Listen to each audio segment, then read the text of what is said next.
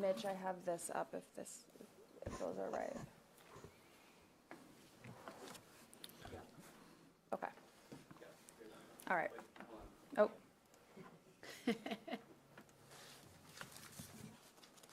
Okay, go ahead, Jeff. Okay, thank you. I would like to call to order the May 4th, 2023 Planning Commission meeting. Could I get a roll call, please? Yes, Kays. Here. Aletsky. Present. Brink. Here. Colhane. Here. Spire. Here. And Hanson, Ford. Oh my gosh, Hanson, Ford, and Dolly and Dargits Johnson are absent. We have a quorum. I thought Hanson was here. No, Bill. Oh, my mistake. Yep. Thank you. Third item on the agenda is invitation for public comment, participant submittal. If there's anything not on the agenda that someone wishes to talk about, there will be time at the end of the meeting, and please just let Brandy know you have an item. Fourth item on the agenda is the approval of the agenda. Could I get a motion and a second? I'll make that motion. Second. I have a motion and a second. All in favor, say aye. Aye. All opposed, same Aye. sign. Motion carries. Fifth item on the agenda is the approval of the minutes from the April 6th meeting. Could I get a motion and a second for approval? So moved. Second. I have a motion and a second. Is there any further discussion? Seeing none, all in favor, say aye. Aye. Aye. All opposed, same sign. Motion carries. Sixth item on the agenda is our regular agenda. 6A has been withdrawn by the applicant. That was a concept plan for Andrews North Side Edition. So we will continue on to 6B, which is, Jeff, if I could give a little, so just to make that, I kept that on the agenda, so that concept plan for Andrews Northside Edition, which was located on North Highway 81, if any neighbors, adjacent landowners within 250 feet of the property received notice about this public hearing for that concept plan, just so that they were aware that it was withdrawn by the applicant, and that there's no set future date of when that will be brought back. They will be re-notified at a Yes. subsequent date. Yes, yep, good point there. So yes, go ahead. no, I appreciate you saying that, just in case there was anyone here just waiting on that item. And, item 6B is commission consideration of resolution 2023-12, an amendment to the zoning ordinance. Brandy, you want to take over, please? Yes, thank you, Jeff. So this is an amendment to section 216304 for the off-street loading minimum requirements. And if you remember, in March of 2022, we did an overhaul on the off-street parking and loading ordinance. And so in that, we actually undid a previous amendment that we had put into place in 2017, I believe it was, or 2017.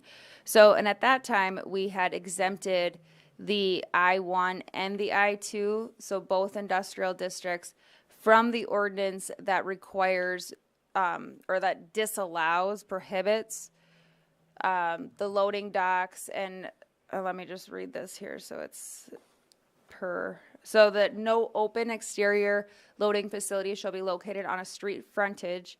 Loading facility includes dock, berth, maneuvering areas, except in the I-2, so that's the heavy industrial district. And so with this amendment, we are exempting the I-1 and the I-2.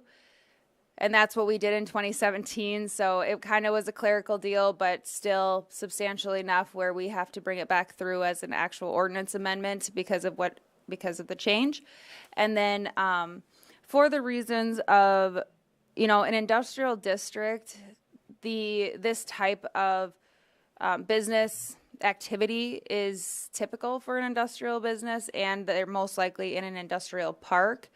And then they still cannot use streets and public right-of-ways for any maneuvering. They have to have all of that still happen on the private property. The other reason of why we thought that maybe it was in effect is just for aesthetics, but it is just industrial in nature, and it actually is to, it just allows the flexibility for these industrial businesses, and their setbacks are so great in an industrial district. Also, the I-1 and the I-2 district are really the same thing. The I-2 does have larger minimum lot size requirements, but the permitted uses are the same in the two districts. The only thing is that the I-2 has the option for additional conditional uses that the I-1 does not have. So more harmful uses, or that's not the word I want to use, but intrusive uses, there we go, in the I-2 that you can't have in an I-1 by conditional use. So with that, I will stand by for any questions. So how do we address those highway, commercial, and C1 zones where we have loading berths facing them? I'm thinking of one just down the street, that they're not supposed to be using the streets for maneuvering and those types of things. Is it because it's zoned?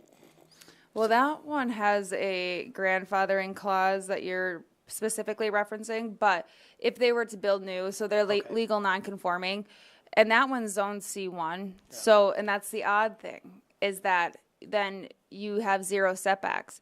But if somebody were to build today, we would make sure, because we have a provision in the ordinance that makes garage doors set back 20 feet so that there is sufficient driveway space, and then that it's safe as well. So you can get a vehicle in the driveway without overhanging onto the right-of-way. So those are legal non-conforming issues that would not be allowed today. And technically all the stuff south of, over by the mall, all that I-1 area is technically non-conforming because they're not allowed to have those doors facing the street. So Yeah. This would make them compliant. Yep.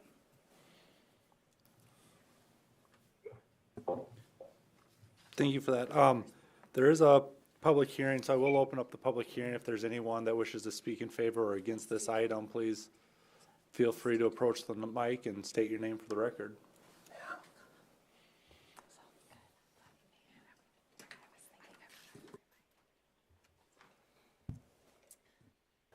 Michelle Kakachik, Watertown Development Company, and this one is of particular importance to us in the economic development field because within industrial parks, building placement is, and restrictions on how you can place your building do contribute to higher costs in many cases and can also disrupt workflow, especially if something needs to pass through from one side to the other. So we were very much in favor of when this restriction was removed back in 2017. So this will help us with our lots in Calvin Park and Pheasant Ridge as well. Thank you. Is there anyone else that wishes to speak in favor or against this item? Seeing none, I will close the public hearing and ask for a motion and a second. So moved. Second. A motion and a second. Is there any further discussion from any board members? Seeing none, all in favor say aye. Aye. Aye. All opposed, same sign. Motion carries. Moving on the agenda, item 6C is commission consideration of resolution number 2023-13, the plat of Prairie Haven Second Edition. Brandy, will you take over, please? Thank you, Jeff. So this plat of Prairie Haven Second Edition, we had approved the concept plan and then subsequently the preliminary plan and the construction plans for this development. For proximity here, Derby Downs is to the north, the airport is to the east, and then so Golf Course Road runs adjacent to it. And then there will be some new streets constructed with this addition, with this subdivision. And the concept plan had proposed that it would be the R1C, single family compact residential district. And that is what they rezoned it to, and then what the plat is memorializing here with the lot sizes, being that most of them are around the 7,150 square feet, and the minimum lot size requirement in the R1C is 5,000. So in the R1, if it were just single family, it would be 9,000. So they are utilizing that zoning designation, which is great, that allows for the smaller lot size. There will be 69 conforming R1C lots. They have went to the park board, and what they were proposing was approved. What we're doing with these concept plans that are phased in. So with phase 1, they paid cash in lieu, and what the park and rec will do is hold that money and say that when the park is actually being dedicated is in phase 7, and that's just an example. Then if the development never got to phase 7, then we would at least have money for cash in lieu for park dedication, so that we could either purchase land or, develop a park, because it's not the residences or the future home buyers' fault that the development fell through and then they don't get a park. So we're being proactive on that, and understanding that sometimes the park location that is most ideal is not going to be within phase 1. So they do have their stormwater detention outlet A. They'll have their temporary turnarounds where the streets will be cut off and then extended for future phases. And with that, I'll stand by with any questions. Thank you. Do those temporary turnarounds get any surfacing or gravel or anything to make them easier for snow removal or garbage trucks to turn around, or Yep. is it just dirt? Nope, they have to be a certain base course, and that's actually outlined in the development agreement.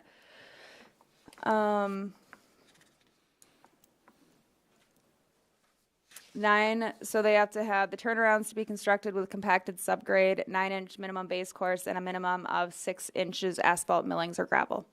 So they are gravel, but they do have to have enough of a base too, so that they're not, so they're able to be utilized. Yeah, thank you. I just, hopefully developments happen quickly and we get the next piece, but if we don't, we just need to wait for those turnarounds, so I appreciate that. Any other questions from the board members? Plats do not have a public hearing, so I will look for a motion and a second for approval. So move. Second. I have a motion and a second. Any further discussion? Seeing none, all in favor say aye. Aye. Aye. All opposed? Motion carries. Item 7 on the agenda is open public comment. Assuming we don't have any. No. Item 8 is new business.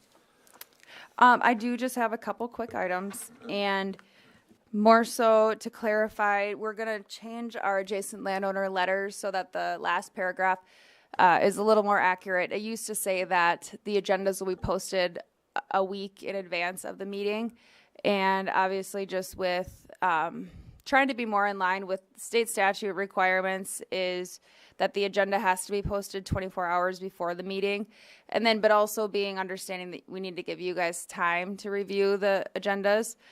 So we are going to shoot for having the agendas posted by Tuesdays of the following week, or of the meeting week. But please speak up if that's an issue for you guys. So it is giving you a little extra time rather than the 24 hours, but we're also just trying to work it kind of falls into getting these put together and make sure that they're all buttoned up and ready to be agendized. So we can always adjust our deadline schedule if that is an issue for you guys in your review. I thank you. I don't like getting them the day before, because I don't think it's adequate enough time to digest when you're trying to also fit in life in addition to public service. So anything that we can do to provide us a little bit more information so that we're coming into the meeting so we're not maybe asking silly questions or what have you. Yep. And then, because but is Tuesday by 5 p.m., that only gives you Wednesday and Thursday, but yeah. And we have always, I don't think we've ever gotten to the 24 hours. We've always tried to get them out there. But we used to have a policy that it was the Friday before. But that gets a little tight with our workflow. When did you get this week's Was it on Tuesday? I thought it was like Monday. Tuesday. It was on Monday, okay. So as soon as we can, like we're always shooting for that, but it's hard. So what we're going to put on the adjacent landowners is that they know that there will be an agenda posted 24 hours before the meeting, just so they're not waiting. But we want to try to create something where you guys know, so that also we don't, and sending out the email like we've been doing, letting you guys know if we're going to have plan commission or just board of adjustment. Do you like that? So, yes, so when we get notice that there is a meeting for Board of Adjustment or Planning Commission on a Thursday, and we get that on Tuesday, is then the information packet made available to the public on the same day that we receive it? Yep. Okay. So we'll continue, but just kind of rule of thumb, for sure Tuesdays by 5, if not sooner.